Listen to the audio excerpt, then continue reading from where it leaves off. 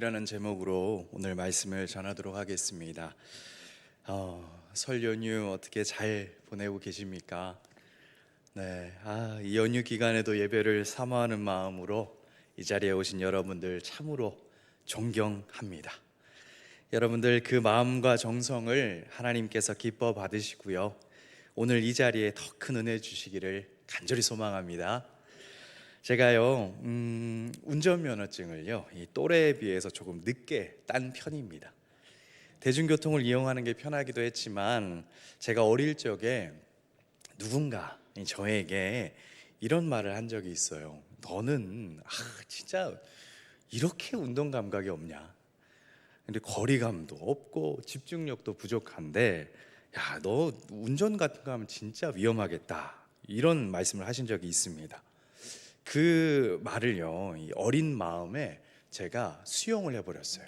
그래서 나는 운동신경도 부족하고 거리감도 없고, 야, 난 나중에 면허증 따지 말아야지, 이렇게 생각을 해버린 거예요. 그래서 면허증을 최대한 늦게 따려고 했었습니다. 여러분, 말이라는 게요, 참 이렇게 무서운 것 같아요. 자칫 이 누군가에게 그 말이 올무가 되어버릴 수도 있기 때문이죠. 어차피 해줄 말이라면 상대를 누르는 말이 아니라 세워서 앞으로 나아갈 수 있는 말을 해주는 그런 저와 우리 여러분들이 되기를 소망합니다. 시간이 흘러서요, 제가 사역을 시작하게 됐습니다. 부교역자가 하나인 교회였는데요, 그러다 보니까 이 차량 운행을 해야 하는 상황이 생겼어요.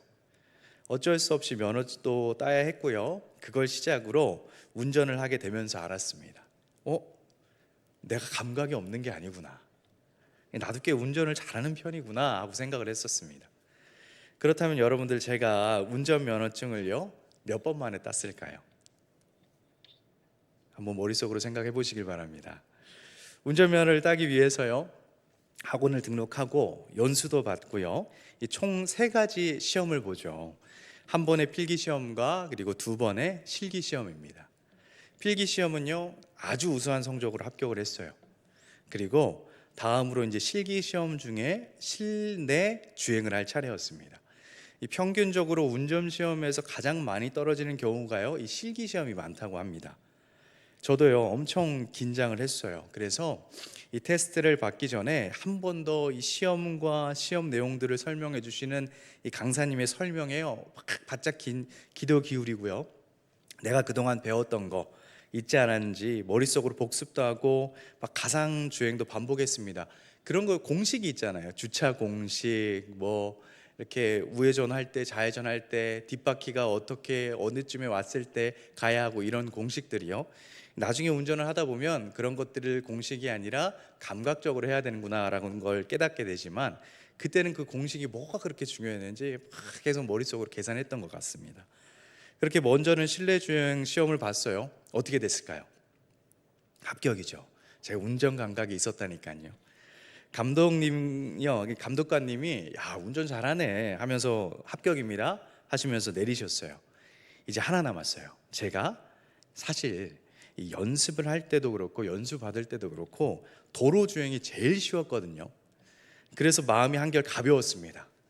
그렇게 가벼운 마음으로 다음 시험을 기다렸어요. 시간이 되어서요, 감독관님이 들어와서 응시자들에게 이제 도로 주행에 대해서 이것저것 설명을 하시다 보니까 사람들이 많이 긴장이 되어 보였나 봐요.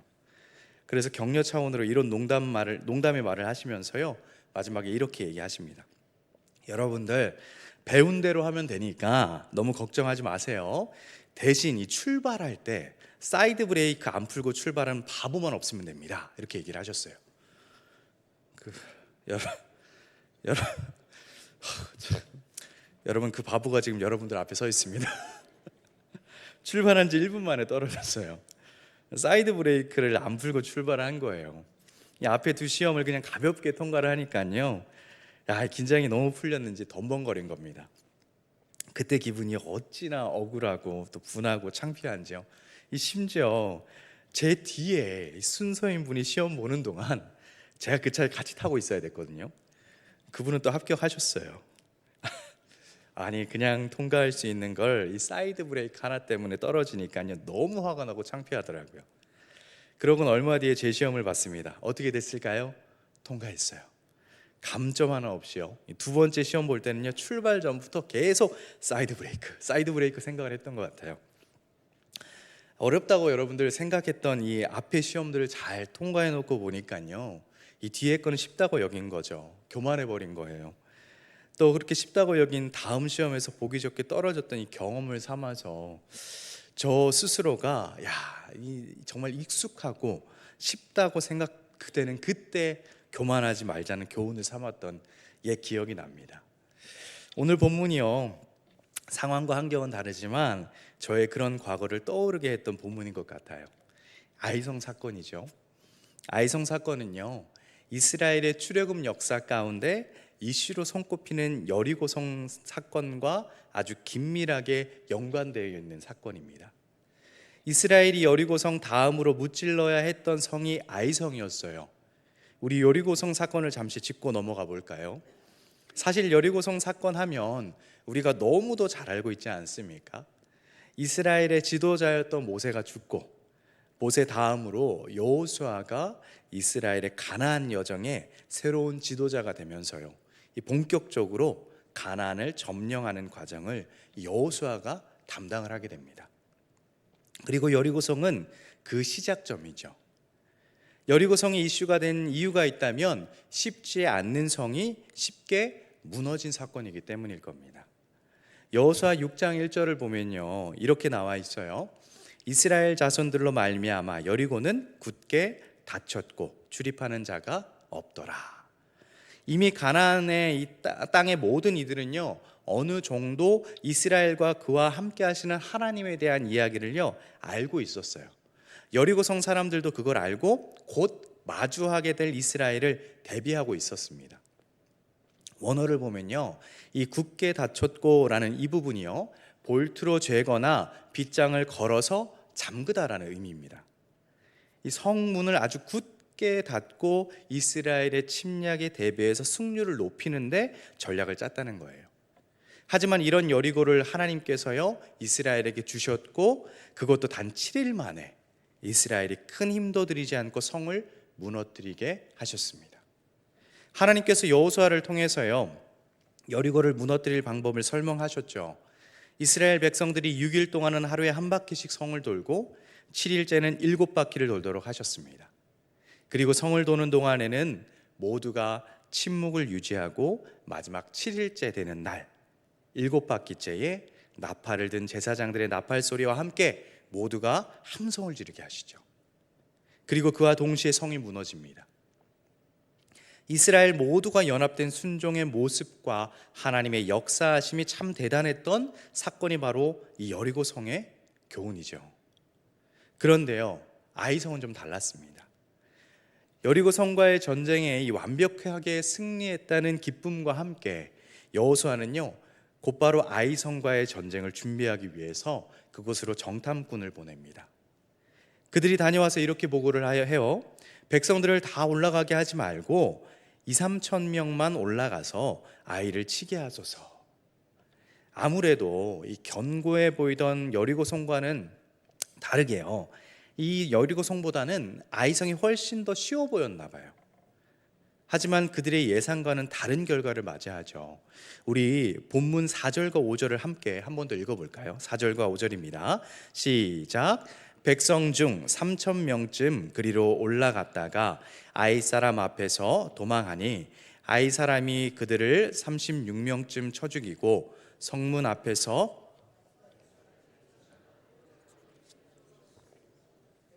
마음이 녹아 물같이 된지라. 승리할 줄만 알았던 전쟁은 패배하게 됩니다. 아이성과의 첫 번째 전투에서 특징이 있다면요, 그것은 하나님에 대한 언급 그리고 이스라엘을 향한 하나님의 말씀이 하나도 없다는 거예요. 그리고 마음이 녹아 물같이 되었다라는 이 말이요, 신명기에서 한 번 나왔던 문구입니다. 그리고 원래는 그 문구가요, 그 내용이요, 이스라엘 백성들에 대한 표현이 아니라 이스라엘과 함께 하시고 도우시는 하나님이 일하심에 대한 그 두려움을 느끼고 떨던 이스라엘의 대적들, 그들의 심정을 표현하는 문구였어요. 그런데 이번에 이 문구가 이스라엘에게 적용됐다는 것은 무엇을 의미하는 걸까요? 이 전쟁은 하나님이 함께 하시지 않은 전쟁일 뿐 아니라 마치 이스라엘이 하나님의 대적이 된 것과 같은 그런 느낌을 받게 했다는 거죠. 마땅히 승리할 줄 알았지만 이 패배를 맛본 여호수아는요, 하나님 앞에 너무도 비통한 모습으로 기도를 합니다. 자기 옷을 찢고요, 머리에는 먼지를 뒤집어 쓰고 또 하나님 앞에 어찌된 영문인지 하소연을 해요. 그리고 그 이유를요, 본문 시작 부분에 이미 언급을 하고 있어요. 우리 1절을 읽지 않았지만 1절을 한번 함께 읽어볼까요? 1절입니다. 시작. 이스라엘 자손들이 온전히 바친 물건으로 말미암아 범죄하였으니 이는 유다 지파 세라의 증손 삽디의 손자 갈미의 아들 아간이 온전히 바친 물건을 가졌습니다. 여호와께서 이스라엘 자손들에게 진노하시니라. 아멘. 여리고성 전투 때 생긴 이 전리품 전부를 불로 태우거나 하나님께 바치라는 명령을 아간이란 사람이요 어겼다는 거예요. 하나님의 명령을 어기고 전리품 중에 몇 가지를 자신의 것으로 가져간 겁니다. 그리고 이 일을 하나님께서는 알고 계셨어요. 문제가 있어서 잘못됐다면 여러분들 그 문제를 바로잡아야 하지 않습니까? 하나님은 여호수아에게 이스라엘 백성들에게 스스로 거룩하게 하고요, 다음 날 모여서 제비뽑기를 하도록 명령합니다. 그리고 제비뽑기를 통해서 뽑힌 자와 물건을 불사르라고 명령하시죠. 여러분들, 사실 본문이 주는 교훈은요 아주 분명합니다. 이스라엘 역사의 모든 전쟁은 하나님께서 승패를 좌우하신다는 것과요, 하나님과의 약속이 얼마나 중요한 것인지 또 순정이 얼마나 중요한 것인지를 본문은 오늘 우리에게 분명하게 시사하고 있어요. 이스라엘의 하나님이 지금 나와 나의 하나님이 되신다는 것을 믿고 살아가는 그런 우리의 삶 또한 하나님의 주권 아래에 있기 때문에 우리는 언제든지 하나님의 뜻에 따라 움직일 준비가 되어 있어야 한다는 것입니다. 오늘 본문과 말씀이요 우리에게 주는 분명한 메시지이죠. 그런 의미에서 이 본문이 우리에게 주는 교훈을 몇 가지 한번 살펴보려고 합니다. 여러분들, 오늘 본문이 우리에게 주는 교훈 첫 번째는요, 하나님 승리의 기준은요 우리의 생각과 다르다는 것입니다. 여러분들, 이스라엘이 하나님과의 전투에서 이 패배한 본질적인 원인이 무엇이죠? 8장에 아이성과의 두 번째 전투를 보니까요 이렇게 나와 있어요. 그날에 엎드러진 아이성 사람들이 남녀가 모두 12,000명쯤이었다고 합니다. 이렇게 인원이 많은 나라에 고작 3,000명의 사람을 보낸 것이 문제였을까요? 아니죠. 이들이 첫 번째 전쟁에서 패배한 이유는요 하나님과의 약속을 어긴 것, 하나님께 범죄함 때문입니다. 여러분들, 이스라엘의 역사 전체를 보면요 이들의 승리의 기준과 승리의 조건은 결국 하나님과의 관계에 있었어요. 이들에게 있어서 진짜의 승리는 전쟁을 통해서 정복해야 할 이 가나안 땅과의 전쟁이 아니라 하나님과의 관계를 철저하게 지켜나가는 데 있었다는 것을 확인할 수가 있는 거예요. 이스라엘이 아간의 문제를 해결하고요 하나님과의 관계를 회복한 다음에 이 아이성과의 2차 전쟁을 하기 전에요 하나님께서 여호수아에게 한 말씀이 이렇습니다. 여호와께서 여호수아에게 이르시되 두려워하지 말라, 놀라지 말라, 군사를 다 거느리고 일어나 아이로 올라가라. 보라, 내가 아이 왕과 그의 백성과 그의 성읍과 그의 땅을 다 내 손에 넘겨 주었으니. 여러분, 이것과 비슷한 말씀이요 바로 앞의 사건인 여리고성과의 전투 때도 있었어요. 여호와께서 여호수아에게 이르시되 보라, 내가 여리고와 그 왕과 용사들을 내 손에 넘겨주었으니. 이게 무엇을 뜻하는 걸까요? 전쟁은 애초에 이스라엘이 걱정할 것이 아니었다는 것을 말하는 것 아니겠습니까? 모든 것은 하나님께 달려 있으니까요. 오늘 우리도 마찬가지죠. 우리도 우리 인생의 다양한 것들에 대해서요 성공하기 위해서, 뭔가를 잘하기 위해서 노력하고 고생하지만 우리가 정작 가장 많은 노력을 해야 할 것은 무엇이죠? 하나님과의 관계에 있어서의 승리라는 겁니다. 그런데요 우리 인생은요 때로는 아간과 같을 때가 많다는 거예요.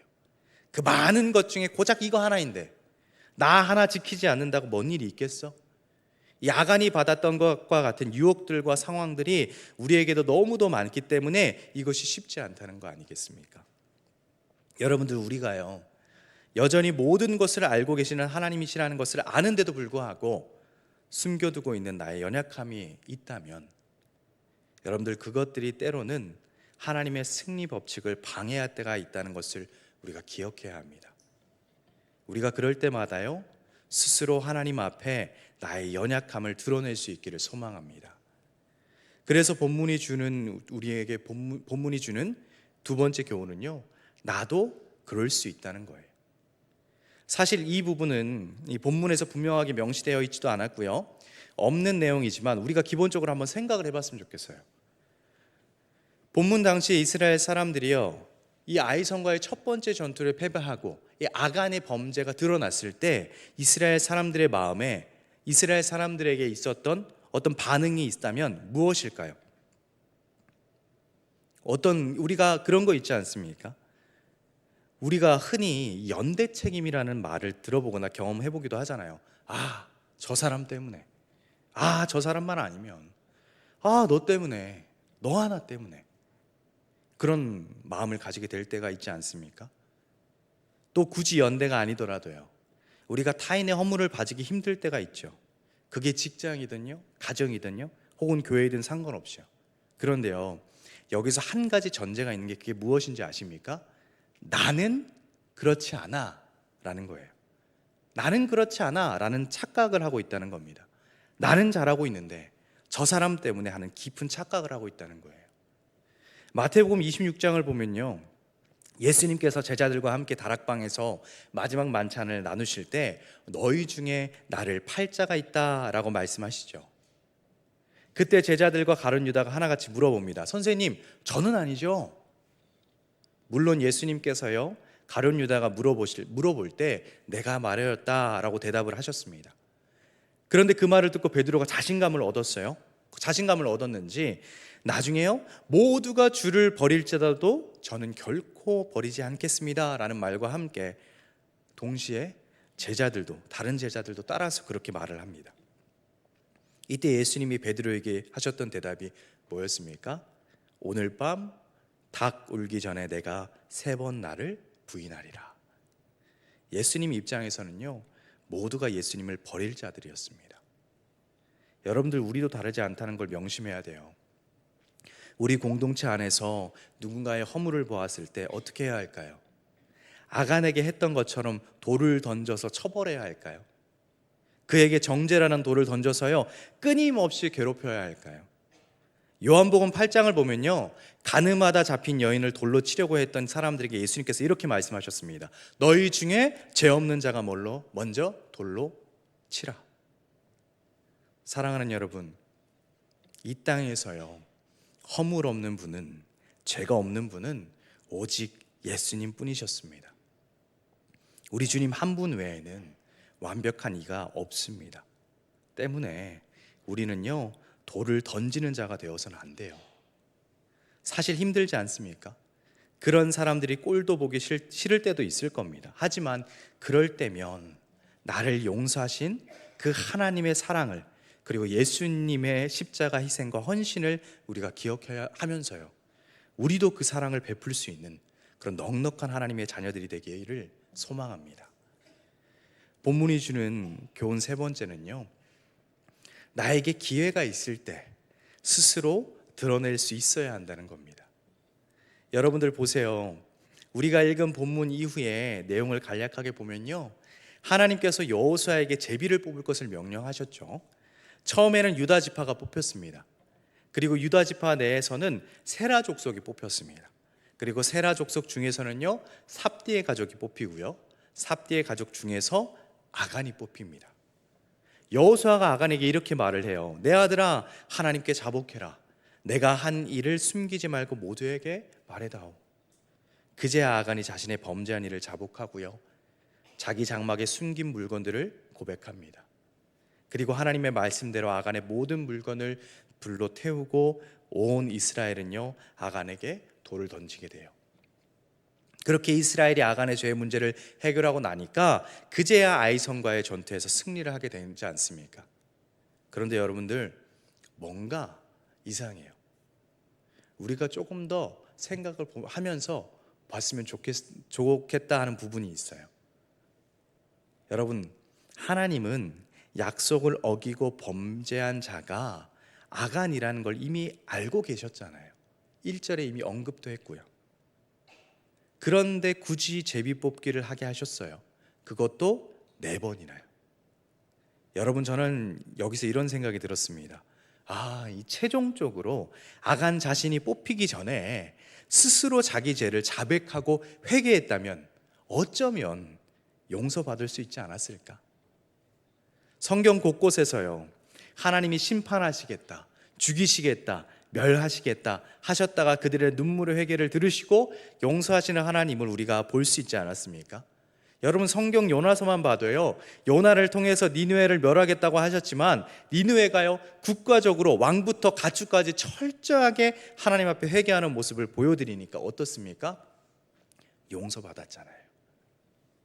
그런데 아간은 끝까지 회개하지 않았어요. 설마 내가 뽑히겠어? 하면서 끝까지 숨겼을지도 모릅니다. 여러분, 오늘 우리도 마찬가지 아닐까요? 하나님께서 때로 우리에게 꾸준히 하나님 앞에 자복하고 회개할 기회를 주시는데도 불구하고 우리 스스로가 자꾸 그것을 감추고 있다면 언젠가 하나님께서요, 본격적으로 드러내실 수도 있지 않을까요? 여러분, 바라기는요, 그 전에 내 스스로 돌이킬 수 있는 그런 저와 우리 모두가 되기를 간절히 소망합니다.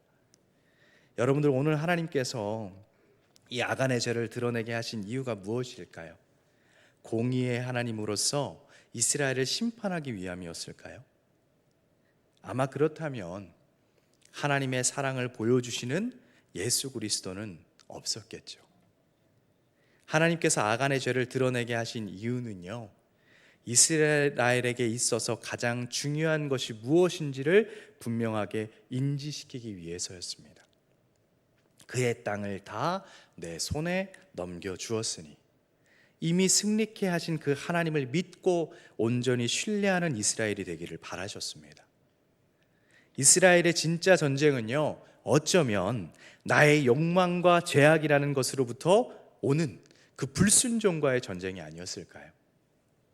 그들의 진짜 승리는요, 하나님과의 관계라는 것을 알게 하시기 위함 아니었을까요? 오늘 말씀을 통해서 우리가 기억했으면 좋겠습니다. 하나님께서요, 때로 우리에게 거룩을 향한 하나님과의 관계를 위해서 내 스스로 나의 연약함과 죄악들을 드러내길 원하신다는 것을요, 혹여나 오래도록 하나님 앞에 꽁꽁 숨겨두었던 나의 연약함이 있다면 여러분들 스스로 드러내고요, 자복할 수 있는 용기를 얻기를 소망합니다. 또 나아가서요, 우리 대강교회 공동체 안에서 나 하나쯤이야 하는 그런 무지개만 마음과 태도가 없기도 소망합니다. 그리고 누군가의 허물을 보았다면 그 허물을 책망하는 것이 아니라 사랑으로 덮어줄 수 있는 그런 저와 우리 모두가 될 수 있기를 소망합니다. 여러분, 아이성 전투의 첫 번째 패배는요, 끝을 내기 위함이 아니었어요. 오히려 질서와 관계를 회복하기 위한 하나님의 드러내심이었습니다. 때로 내 인생 가운데서도요, 하나님께서 내 허물을 드러내실 때가 있다면 어쩌면 그때가 회복과 승리의 시작이 될 수 있다는 것을 우리가 기억했으면 좋겠습니다. 그 허물을 드러내실 때 우리가 더욱 하나님 앞에 회복을 기대하며 엎드릴 수 있는 그런 저와 우리 모두가 되기를 간절히 소망합니다. 기도하겠습니다.